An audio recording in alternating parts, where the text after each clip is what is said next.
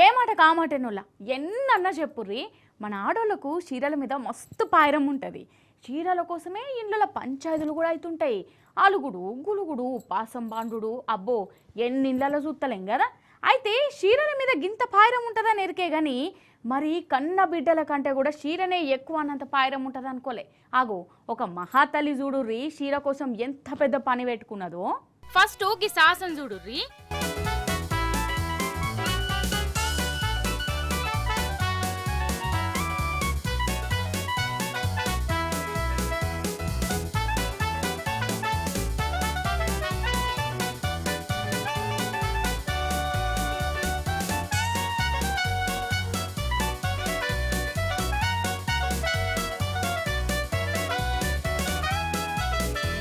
ఇది చూసినాక మీకేమనిపిస్తుందోలా? పాపం ఒక పిల్లగాన్ని క్షీరతోని కాపాడేటందుకు తండ్లాడుతుంది అనుకుంటురా. కాపాడేది పిల్లగాన్ని కాదు, క్షీరను. క్షీర కోసం కన్న కొడుకుతోని గీ ఫీట్లు ఎత్తాంది. అయితే ఉత్తరప్రదేశ్లో కావచ్చు 4వ అంతస్తుల ఒక అక్క బట్టలు అరవెట్టింది. అయితే గాలికి ఒక క్షీర 3వ అంతస్తులో పడిపోయిందట.